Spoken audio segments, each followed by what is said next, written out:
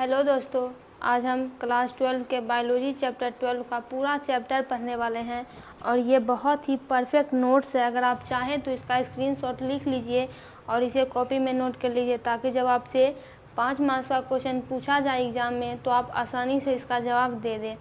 तो चैप्टर का नाम है बायोटेक्नोलॉजी एंड इट्स एप्लीकेशन। पहला जो है बायोटेक्नोलॉजी है क्या और इसका काम कहाँ कहाँ पे आता है। तो पहले पढ़ते हैं बायोटेक्नोलॉजी के बारे में। पहला है कि use of biotechnology to develop technology and products for the welfare of human being is known as biotechnology.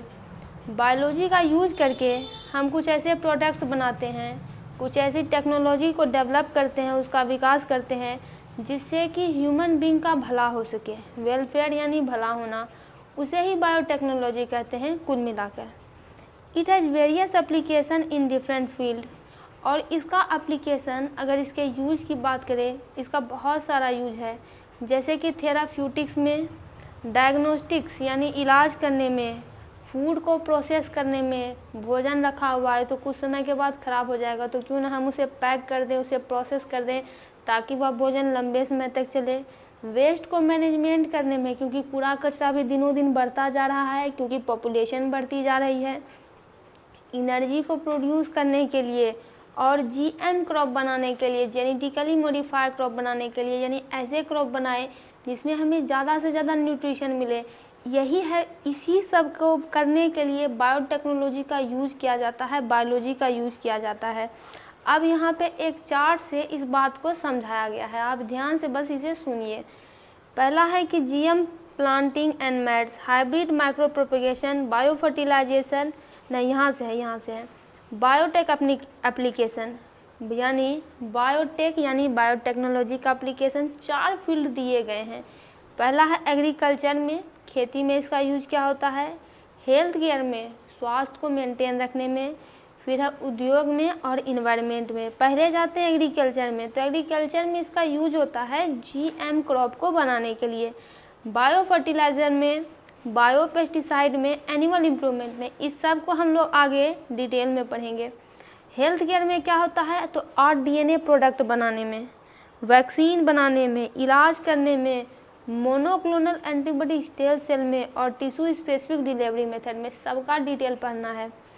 फिर इन्वायरमेंट में कैसे यूज होते हैं, तो सॉइल और वाटर रेमेडिएशन में, बायो सेफ्टी और जीएमओ में। इंडस्ट्री में यूज क्या करते हैं, तो इंजाइम फर्मेंटेशन बेस्ड प्रोडक्ट, यानी बहुत बड़े अमाउंट में अगर आपको प्रोडक्ट बनाना है तो हम इसका यूज करते हैं। बायो एनर्जी में, बायो माइनिंग में, बायोफ्यूल में, बायो इन्फॉर्मेटिक्स में। अब हम आगे थोड़ा और इसे डिटेल में पढ़ते हैं। डिफरेंट एप्लीकेशन ऑफ बायोटेक्नोलॉजी, अगर आपसे एग्जाम में पूछे तो आपको सीधे ये पॉइंट छाप कर लिख देना है, फुल मार्क्स मिलेंगे। बायोटेक्नोलॉजिकल एप्लीकेशन इन एग्रीकल्चर, तो देखिए पहले तो 4 फील्ड हो गया एप्लीकेशन का। पहला केस आता है एग्रीकल्चर का, कृषि में use. Biotechnology has different application in agriculture. कृषि में बायोटेक्नोलॉजी का बहुत ज़्यादा यूज है। It can be use in agrochemicals, यानी कि एग्रोकेमिकल्स का मतलब एग्रीकल्चर में जो हम केमिकल इस्तेमाल करते हैं, उससे मिट्टी ख़राब हो जाती है, धीरे धीरे सॉइल ख़राब होने लगती है। तो क्यों ना कुछ ऐसा आविष्कार किया जाए जिससे केमिकल तो वो रहे, खेती तो बढ़े, लेकिन वो एग्रीकल्चर के तरह ही रहे, खेत को ख़राब ना कर सके, मिट्टी को ख़राब ना कर सके।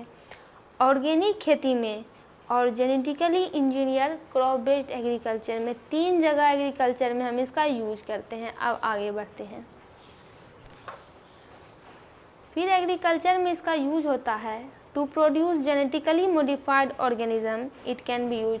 अगर हमें जेनेटिकली मॉडिफाइड ऑर्गेनिज्म भी प्रोड्यूस करना है तो इसका यूज करते हैं। GMO can be obtain by alteration in their genetic material. करते क्या है कि इनके जेनेटिक मटेरियल में, इनके डीएनए में, या फिर डीएनए में ही चेंज कर दिया जाता है, इनको अल्टर कर दिया जाता है। A different application of genetically modified organism is, और जेनेटिकली मॉडिफाइड ऑर्गेनिज्म का एग्जाम्पल भी है, जैसे production of crop that are resistance to abiotic factor such as heat, cold इस टेक्नोलॉजी का यूज़ करके हम ऐसे क्रॉप को बनाएंगे जो कि हीट से बच सके, कोल्ड से बच सके। जैसे देखिए बहुत सारे क्रॉप्स को आपने देखा होगा, ठंडा बर्दाश्त नहीं कर पाती है, मर जाती है, सारा मेहनत बेकार चला गया। गर्मी बर्दाश्त नहीं कर पाती है, मर जाती है। तो ये जीन में, उसके जीन में अल्टर कर देते हैं, उसके जीन में चेंज कर देते हैं केमिकल, उसमें बहुत सारी प्रक्रिया होती है ऐसे बनाने की, और उसके बाद ऐसा क्रॉप तब बन के आता है जो कि हीट से बच सके, कोल्ड से बच सके। तो इससे फ़ायदा क्या है कि इसके चांसेस ऑफ सर्वाइवल, यानी ये बचेगा, अब ये ज़्यादा हो जाएगा। पेस्ट रेसिस्टेंट क्रॉप, यानी ऐसा क्रॉप बनाएंगे जिसको कि पेस्ट नहीं खा पाए। पेस्ट अगर खा जाती है तो सारा खेत ही ख़राब हो जाएगा, सारा खेत कितना केमिकल लोग डाल पाएंगे, उससे भी फ़ायदा कभी कभी नहीं होता है, खेत की मिट्टी ख़राब हो जाएगी। तो हम ऐसा क्रॉप ही क्यों ना बनाए जो कि पेस्ट जिसे खाते ही मर जाए, ऐसा भी हो। फिर है कि help to reduce post harvest loss, और खेती के बाद जो लॉसेस होते हैं उसको भी कम करने के लिए इसका यूज करते हैं।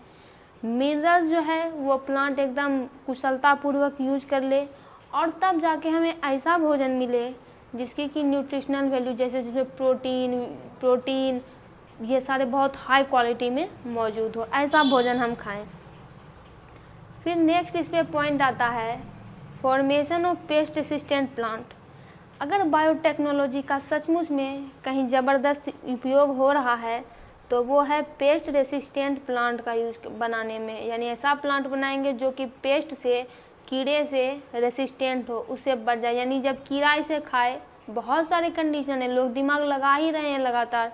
जैसे मान लीजिए हम ऐसा प्लांट बनाएंगे जिससे कि कीड़ा उसे खाए तो कीड़ा ही मर जाए, प्लांट को कुछ ना हो।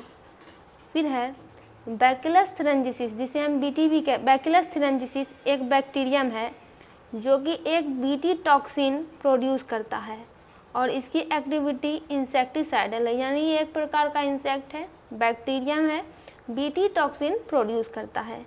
Gene that code for BT toxin can be isolated. अब करते हैं क्या है कि आपको पता होगा कि हमारे शरीर में जो भी फंक्शन हो रहा है, जो भी काम हो रहा है, जैसे हम लंबे हैं, हम छोटे हैं, हम नाटे हैं, हम बौने हैं, सबके लिए एक एक जीन है। हाइट है, हाइट का कैरेक्टर है, उसका एक जीन है, उसके लिए कोड कर रहा है, तभी वो ऐसा है। तो इसके में भी ये जो बैक्टीरियम थ्रेंजिनिसिस है, इसमें भी तो कोई ना कोई जीन होगा जो कि बीटी टॉक्सिन को प्रोड्यूस कर रहा है, बीटी टॉक्सिन इसके लिए रिस्पॉन्सिबल है। तो जो जीन बीटी टॉक्सिन के लिए कोड करता है, वैज्ञानिक क्या करते हैं, उसे निकाल लेते हैं और उसको उस प्लांट में डाल देते हैं, क्योंकि ये बायोटेक्नोलॉजी ही है। उस प्लांट में डालने के बाद क्या होता है कि अब वो प्लांट रेसिस्टेंट बन जाता है पेस्ट या इंसेक्ट का। अब बीटी टॉक्सिन इसके पास भी है, बीटी टॉक्सिन उसके पास भी है, प्लांट बन गया है रेसिस्टेंस, अब कोई असर उस पर नहीं पड़ेगा। अब आते हैं हम बीटी कॉटन पे। Bacillus thuringiensis produce certain protein that can kill insect such as lepidopterans, coleopterans and dipterans. BT cotton क्या है इसे समझिए। बैक्टीरियस थ्रेंजिनिसिस कुछ प्रोटीन को प्रोड्यूस करते हैं जो कि इन तीनों इंसेक्ट को मार सकता है। ये इंसेक्टिसिडल प्रोटीन बनाते हैं, जैसे कि इनके पास होता है एक इंसेक्टिसाइडल प्रोटीन, जैसे ही ये इंसेक्ट की बॉडी में जाते हैं ये एक्टिव बन जाते हैं। अब देखिए इनके पास तो पहले से ही है, लेकिन इनमें एक्टिव रूप में है नहीं। ये जब दूसरे में जाते हैं, दूसरे की बॉडी में जाते हैं, तब एक्टिव बन जाते हैं। फिर क्या होता है, ये टॉक्सिन जिस इंसेक्ट में ये गए उसके मिडगट में बिंड कर जाते हैं, वहाँ पे ये रिएक्शन करने लगते हैं और ये जुड़ जाते हैं वहाँ से। उसके बाद क्या होता है, उनका सेल अचानक फूलने लगता है, फूलने के बाद फट जाता है और उसके बाद इंसेक्ट की डेथ हो जाती है। सेल फूलता है, इंसेक्ट मर जाता है। ये बीटी जीन्स आइसोलेट कर लिया गया। वैज्ञानिकों ने क्या किया, वैज्ञानिकों को पता चल गया, उन्होंने इन सारे जीन को निकाल लिया और कॉटन प्लांट में डाल दिया, और ऐसे ही कॉटन को कहते हैं बीटी कॉटन। और जीन जो कि इंसेक्टिसाइडल प्रोटीन के लिए कोड करते हैं उसे कहते हैं CRY1AC या क्रिप्टिक। तो ये हुआ इसका एग्रीकल्चर में। जब हम आगे आते हैं इसके नेक्स्ट पेज पे,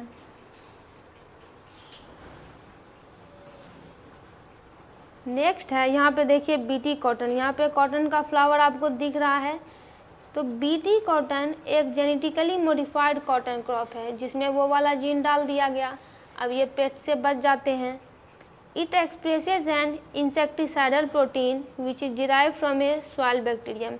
ये एक इंसेक्टिसाइडल प्रोटीन एक्सप्रेस करता है जो कि सॉइल बैक्टीरियम बैसिलस thuringiensis से इसे मिला है।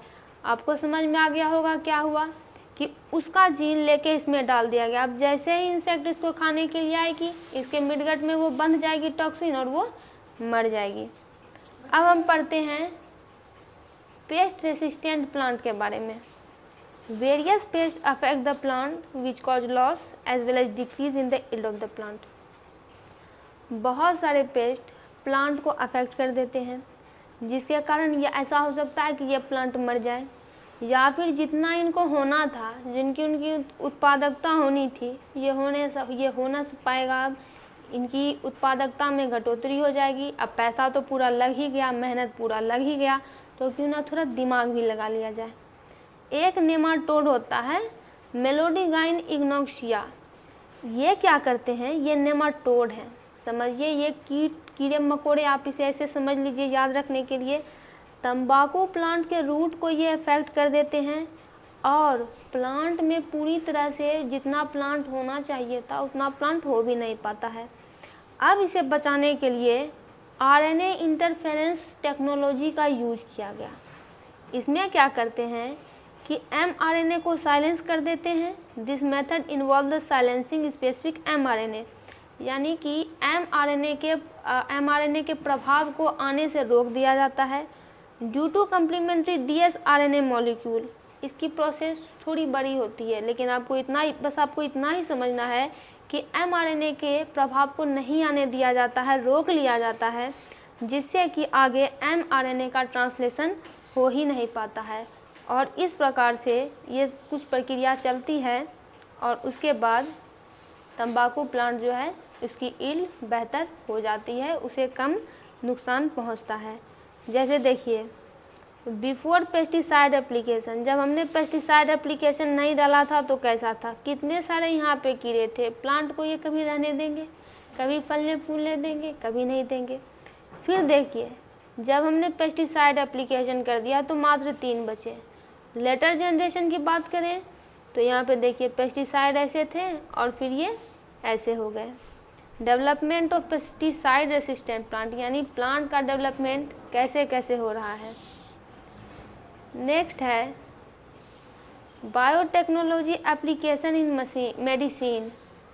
मेडिसिन में, दवाइयों में बायोटेक्नोलॉजी का क्या एप्लीकेशन होता है, पॉइंट में दिया गया है, आपको भी एग्जाम में पॉइंट में ही लिखना है कि biotechnology has contributed a lot to the medicine industry. अगर दवाई के उद्योग की बात करें तो बायोटेक्नोलॉजी ने बहुत ज़्यादा योगदान उसमें दिया है। Use of biotechnology in medicine is known as medicinal biotechnology. Medicine में बायोटेक्नोलॉजी का प्रयोग मेडिसिनल बायोटेक्नोलॉजी कहलाता है। They provide method for the formation of genetically modified insulin known as Humulin. इसी मेथड से जेनेटिकली मॉडिफाइड इंसुलिन बनाया गया। In the treatment of large number of diabetic patient Humulin helps a lot. क्योंकि देखिए खान पान लोगों का बहुत ख़राब होता जा रहा है, इसीलिए लोगों में डायबिटीज़ होने के हालांकि बहुत कारण होते हैं, लेकिन अगर आप बेसिक की बात करें तो प्रॉब्लम यही आ जाती है खान पान में खराबी। अब भारत में इसकी संख्या लगातार बढ़ती जा रही है, तो अब इन्हें मरने तो दे नहीं सकते हैं, तो इसलिए इन्हें बचाने का उपाय लगाया वैज्ञानिकों ने कि इंसुलिन क्या किया जाता है, इसमें इंसुलिन की ज़रूरत पड़ती है। तो पहले क्या किया जाता था, जानवरों से ये इंसुलिन लिया जाता था, जानवरों को मार दिया जाता था। देखिए यहाँ पे लिखा हुआ भी है कि earlier insulin was extracted from pancreas of the slaughter animal. Slaughter यानी जिन्हें काट दिया जाता है, मार दिया जाता है, such as cattle and pig. Cattle और पिग के पेनक्रियाज से इंसुलिन निकाला जाता था। अब वो इंसुलिन बहुत ही अर्लियर फॉर्म में निकाला जाता था, मैच्योर होने का उसमें इंतज़ार भी किया जाता था। उसके बाद है कि अगर उस इंसुलिन को इंसानों में यूज किया जाए तो ऐसा भी हो सकता है कि जानवरों में जो एलर्जीज़ है वो इंसानों में आ जाए। इतना प्रॉब्लम था, लेकिन ये किया जाता था क्योंकि टेक्नोलॉजी तब थी नहीं। Most important issue with the production of insulin is the formation of mature and assemble insulin. यानी कि दिक्कत यहाँ थी कि मेच्योर इंसुलिन मिलेगा कि नहीं मिलेगा, और असेंबल इंसुलिन क्योंकि मेच्योर होने का भी इंतज़ार कीजिए। तो ये सारी काफ़ी दिक्कतें थी, इसीलिए ये बायोटेक्नोलॉजी की मदद से ह्यूमुलिन बनाया गया, इंसुलिन बनाया गया, जिससे कि काफ़ी आसानी हुई। हम आगे भी इसके बारे में पढ़ेंगे। यहाँ पे देखिए डायग्राम में ह्यूमन इंसुलिन प्रोडक्शन यहाँ पे दिया गया है। यहाँ पे ह्यूमन का पेनक्रियाज सेल है, ये डीएनए है, ह्यूमन इंसुलिन प्रोड्यूसिंग जीन है ये। Introduction of recombinant DNA into bacterial cell, यानी आपको पता होगा एक चीज़ कि बैक्टीरिया जो है बहुत ही जल्दी मल्टीप्लाई करता है। तो 8 डीएनए को, ह्यूमन के 8 डीएनए को बैक्टीरियम में डाल दिया गया, ये बन गया रिकॉम्बिनेंट बैक्टीरियम। और यहाँ पे बैक्टीरियल डीएनए है, प्लाज्मिड आउटर स्ट्रिप। उसके बाद ये प्रक्रिया जब होती है तो इंसुलिन जो बनता है बैक्टीरिया में वो काफ़ी मात्रा में बहुत तेज़ी से बहुत सारा बन जाता है। तो इससे फ़ायदा हो गया। Extraction and purification of human insulin, यहाँ पे देखिए ह्यूमन इंसुलिन है, फर्मेंटेशन टैंक है। रिकॉम्बिनेंट बैक्टीरिया प्रोड्यूस ह्यूमन से फर्मेंटेशन टैंक, यानी रिकॉम्बिनेंट बैक्टीरिया मल्टीप्लाई कर रहा है, ह्यूमन इंसुलिन बना रहा है। ये प्रक्रिया काफ़ी तेज़ी से होती है और इसमें इंसुलिन भी लार्ज अमाउंट में प्रोड्यूस हो जाता है। तो पहले वाली समस्या इसमें रही नहीं। यही फ़ायदा होता है बायोटेक्नोलॉजी का, यानी अब जो इंसुलिन बन रहा है वो काफ़ी इंक्रीजिंग जल्दी बन रहा है और ज़्यादा अमाउंट में बन रहा है। फिर है जीन थेरेपी। जीन थेरेपी भी बायोटेक्नोलॉजी का एक शानदार एप्लीकेशन है जो लोगों की जान बचाता है। To correct heredity disease gene therapy is used. Heredity disease का मतलब होता है जो कि डिजीज़ इंसान में जो पैदा हुआ तब से ही मौजूद है।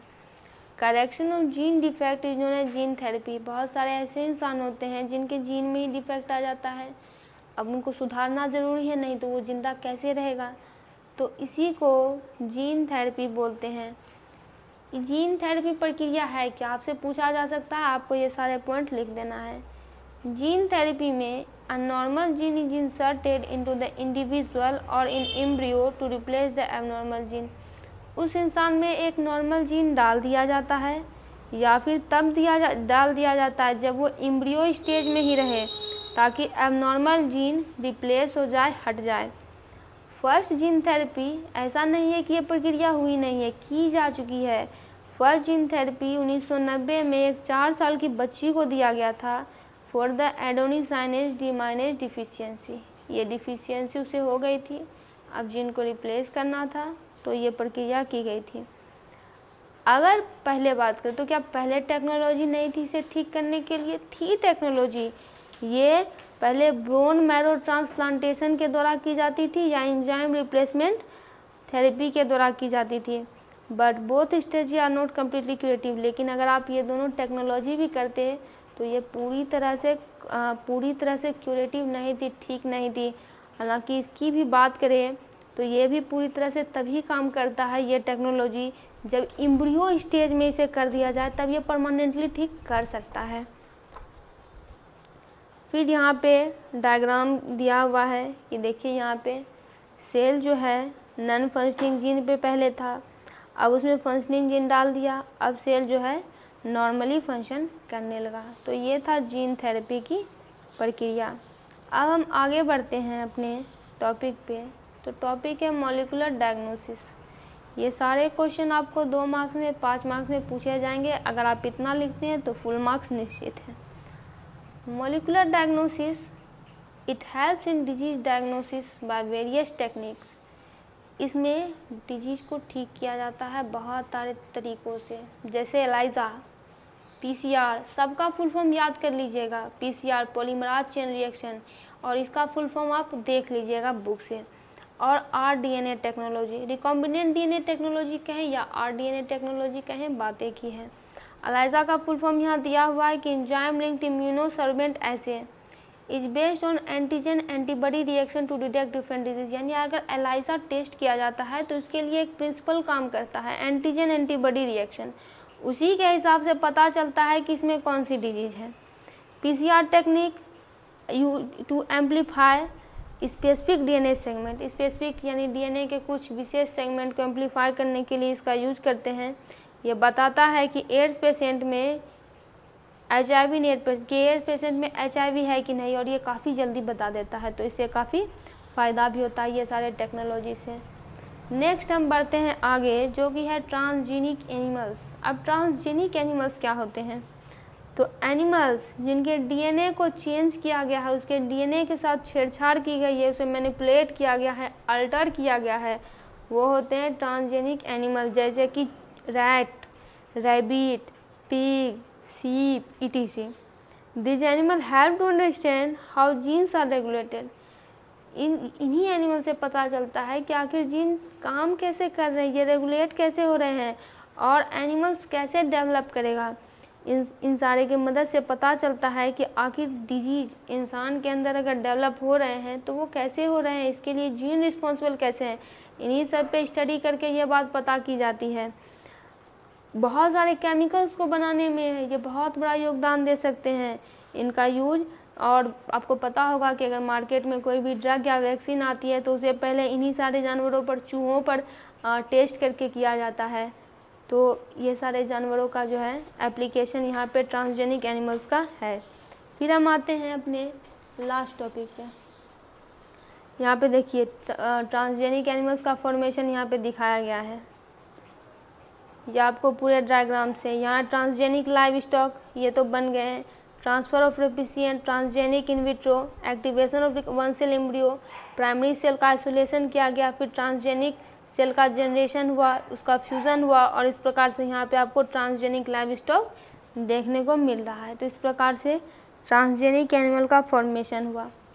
फिर हम आगे बढ़ते हैं अपने नेक्स्ट टॉपिक पे। अगर एग्ज़ाम में आए तो आपको डायग्राम बनाना नहीं है, आपको सिर्फ लिखना है। Biotechnology in the production of antibiotics. Antibiotics लोग खाते हैं जब बीमार पड़ते हैं तो उसका भी यूज़ है बायोटेक्नोलॉजी में कि plants are use for the development of antibiotics to be use for human as well of animal also. आप सोचते होंगे कि ह्यूमंस के लिए सिर्फ एंटीबायोटिक्स है, तो ये बात गलत है, क्योंकि ये एनिमल्स के लिए भी है। और एंटीबायोटिक डेवलप करने के लिए प्लांट का यूज किया जाता है।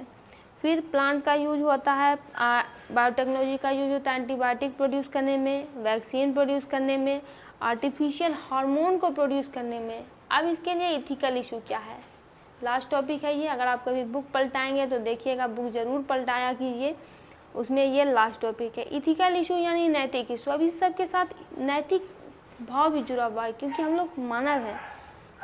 जैसे कि manipulation of living organism by man is similar to a man playing God. अगर कोई भी ऑर्गेनिज्म किसी के जीन को अल्टर कर रहा है तो ये प्लेइंग गॉड के समान है। ये एक टूल बियरिंग ग्रेट पावर है। यहाँ पे देखिए बहुत सारे चेंजेस हो जाते हैं और बहुत सारी शक्ति आती है। तो शक्ति अगर आती है तो उसके साथ जिम्मेदारी भी बहुत ज़्यादा आती है। ऐसा नहीं है कि अगर आपने किसी ऑर्गेनिज्म के जेनेटिक जीन को मॉडिफाई कर दिया, चेंज कर दिया, तो हमेशा ये आपको पता ही होगा कि क्या होने वाला है। बहुत सारे ऑर्गेनिज्म में बहुत सारी समस्याएं भी आ जाती है। और इम्पैक्ट ऑफ GMO, अगर आप जेनेटिकली मॉडिफाइड ऑर्गेनिज्म बना रहे हैं तो इसका इकोसिस्टम पर क्या प्रभाव पड़ेगा, ये भी ठीक से जो है पता नहीं है, कम्प्लीटली नोन नहीं है। ऐसा हो सकता है कि इसके ऐसे रिजल्ट्स हो सकें जो कि आपने कभी सोचा भी ना हो, अनप्रेडिक्टेबल रिजल्ट्स हो सकते हैं। तो दोस्तों हाँ, आगे भी है। फिर हमारा लास्ट टॉपिक GEAC और बायोपायरेसी। GEAC का फुल फॉर्म होता है जेनेटिकली इंजीनियरिंग अप्रूवल कमेटी। तो इन्हीं सारे मुद्दों को मद्देनज़र रखते हुए एक कमेटी बनाई गई भारत सरकार के द्वारा, जिसका नाम है GEAC, ताकि आप क्या रिसर्च कर रहे हैं, GM के क्षेत्र में आप क्या रिसर्च कर रहे हैं, आप इसका पब्लिक के लिए कैसे यूज कर रहे हैं।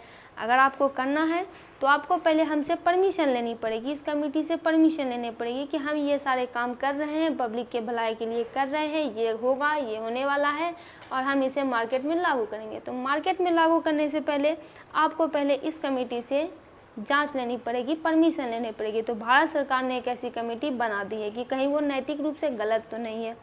फिर अब बायोपायरेसी, फिर है कि the use of bio resource found in any country bye commercial multinational company. Multinational company जो क्या होती है, अगर आप बड़े बड़े डेवलप कंट्रीज़ की बात करें तो उनके पास रिसोर्सेज की कमी है। वैसे आप हमारे देश की बात करें तो यहाँ भर भर के रिसोर्सेज है, वहाँ पे रिसोर्सेज की कमी है। तो ये सारे देश करते हैं क्या है कि उन देश में जाके उनके रिसोर्सेज को, उनके संसाधनों को, बायो रिसोर्सेज को यूज कर लेते हैं। कौन कौन होते हैं ये? तो कमर्शियल और मल्टीनेशनल कंपनी होती है। दूसरे ऑर्गेनाइजेशन होते हैं, वो यहाँ से परमिशन नहीं लेती है, अप्रोप्रिएट ऑथराइजेशन लेती नहीं है उस कंट्री से, लेकिन उनके लोगों को पता भी नहीं रहता है और कोई भी कंपेंसेशन, कोई भी पैसा रुपया कुछ भी नहीं दिया जाता है और ये ले लिया जाता है। इसे कहते हैं बायोपायरेसी। एक केस भारत में भी देखा गया था, लेकिन हालांकि बाद में पार्लियामेंट ने बिल पास करवा के उसे समय पे ही ठीक ठाक करवा लिया था, जिससे कि आगे प्रॉब्लम नहीं हुई। तो ये होती है बायोपायरेसी। दोस्तों ये पूरा चैप्टर कंप्लीट हुआ। इसके एक एक नोट्स बहुत महत्वपूर्ण है, एक एक लाइन इसकी काफ़ी ज़रूरी है। आप इसको सारे को याद कर लीजिए। आपका ऑब्जेक्टिव, सब्जेक्टिव 2 मार्क्स का, 5 मार्क्स का कोई क्वेश्चन नहीं छूटेगा।